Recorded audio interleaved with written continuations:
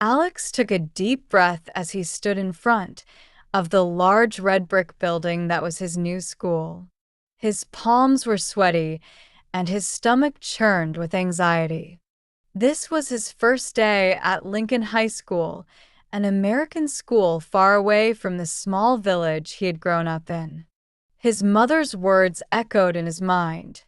"You'll be fine, Alex. Just do your best." But Alex wasn't so sure. Back in his village, he was the best student in his class. But here, everything was in English, a language he barely understood. As he stepped into the classroom, the teacher, Mr. Robinson, smiled warmly. "Class, we have a new student joining us today. Please welcome Alex," he said. The room fell silent, and all eyes turned to Alex. He froze. Mr. Robinson gestured encouragingly. "Why don't you tell us a little about yourself, Alex?" Alex struggled to find the words. His mind raced, but all he managed to say was, "I name Alex." The class erupted into laughter. Alex's face turned red, and he quickly sat down. For the rest of the day, he kept his head low, trying to avoid attention. He felt like an outsider in this unfamiliar world. The days that followed were no easier. During lessons, Alex couldn't understand the teacher's explanations. He stared at the board, hoping the equations or diagrams would make sense on their own. His notebooks were filled with incomplete notes and doodles of his home village, a place he desperately missed.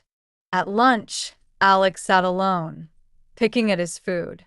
He longed to join the groups of students laughing and chatting, but the language barrier felt like a tall wall he couldn't climb. One day, a boy named Ethan noticed Alex sitting by himself. Ethan walked over and said, "Hey, do you mind if I sit here?" Alex nodded, grateful for the company. Ethan introduced himself and started talking about the school soccer team. Alex didn't understand most of what Ethan said, but he appreciated the kindness.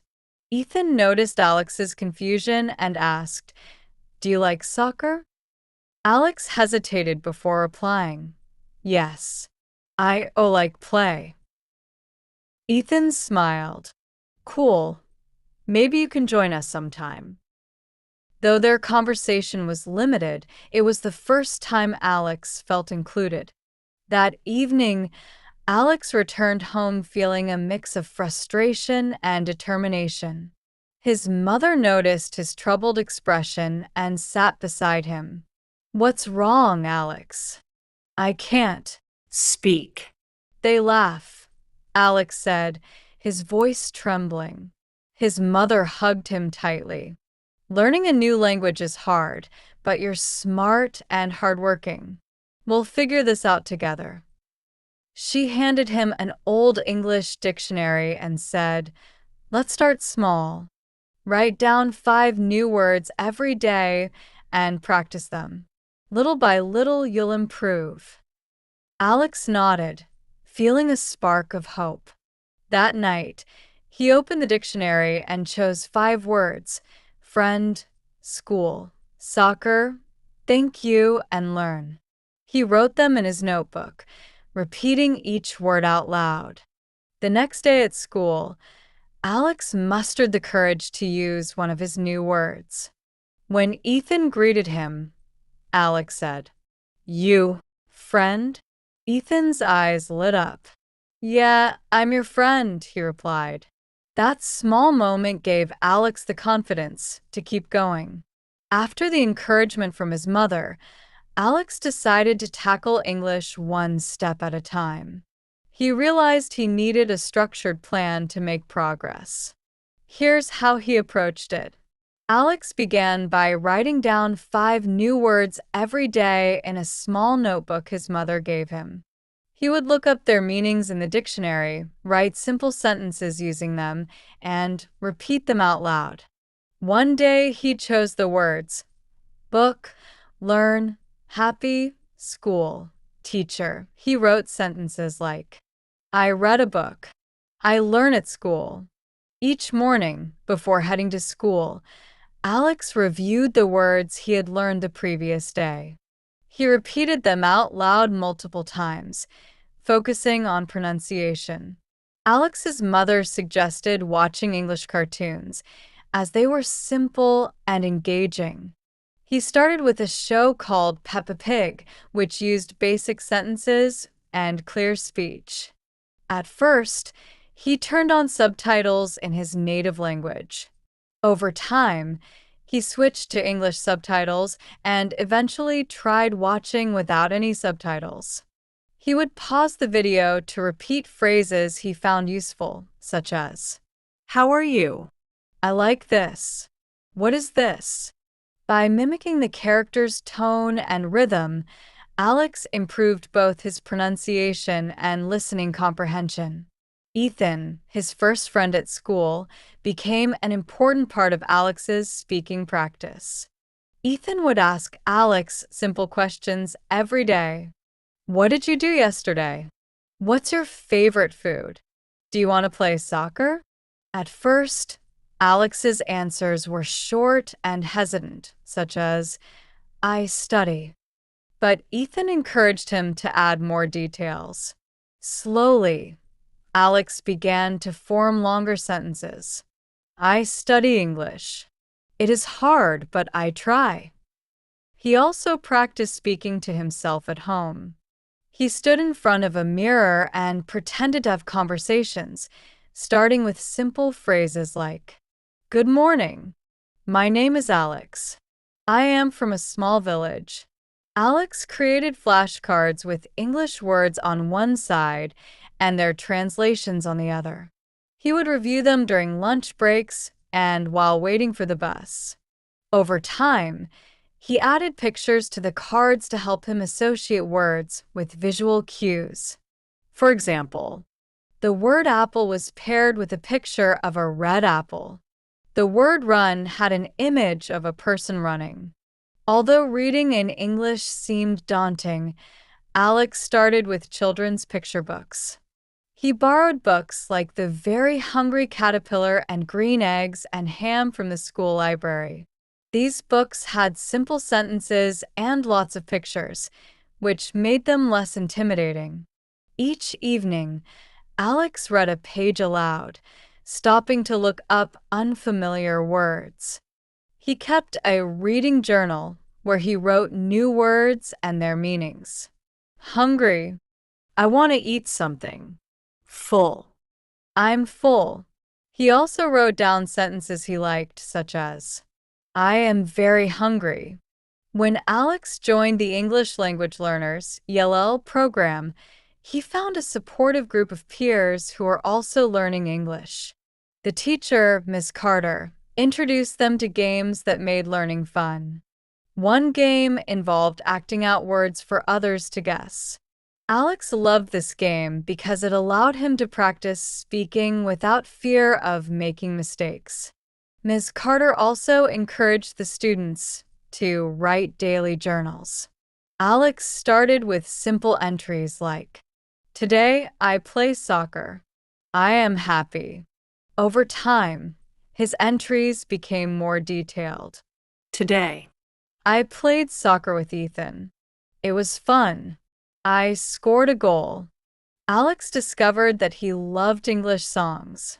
He started with slow songs like Let It Be by the Beatles. He printed the lyrics and highlighted words he didn't know. After looking up their meanings, he sang along, practicing his pronunciation. One day, he proudly told Ethan, I like the song Let It Be. It is good. Alex learned to ask questions when he didn't understand something. At first, it was difficult for him to admit he needed help. But Ethan and his teachers were patient and encouraging. In math class, Alex raised his hand and asked, Teacher, this number, why divide? Mr. Robinson explained the concept step by step, and Alex realized that asking questions was a powerful way to learn. Each time Alex accomplished something new, he celebrated it. When he successfully introduced himself to a new classmate, he rewarded himself with his favorite snack. When he could understand a full episode of a cartoon without subtitles, he called his mother excitedly, saying, "Mom, I understand all." One day, the school announced an upcoming talent show. Ethan encouraged Alex to participate. "You've been practicing so much. Why not sing one of those songs you like?" Alex hesitated. "My English not good." "That's why it's perfect," Ethan said. "You'll show everyone how much you've improved." Alex decided to give it a try. He chose a simple, upbeat song and practiced every day. His mother helped him with pronunciation, and Ethan cheered him on. When the talent show arrived, Alex stood nervously on the stage. The auditorium was filled with students, teachers, and parents. As the music began, Alex took a deep breath and started to sing. His voice trembled at first, but as he continued, he grew more confident. By the end of the song, the audience was clapping and cheering. Alex smiled, feeling proud of himself for the first time since he had arrived at the school. After the talent show, Alex noticed a change. His classmates started talking to him more. They invited him to join their soccer games and study groups. Alex still made mistakes, but instead of laughing, his friends helped him correct them. One afternoon, Mr. Robinson asked Alex to give a short presentation about his hometown. Alex spent hours preparing, writing down his sentences and practicing in front of a mirror. When the day came, Alex stood in front of the class and said, "My name is Alex. I come from a small village. We have many farms and mountains. I love my home, but now I like it here too." The class applauded and Mr. Robinson said, "Great job, Alex. You've come so far." Over time, Alex's English skills continued to improve. He became more confident in class, joined the soccer team, and made many friends. He even started helping other ELL students, sharing the tips that had worked for him. Years later, Alex became an English teacher, inspired by his own journey. He often told his students, "Don't be afraid to make mistakes. Every mistake is a step forward."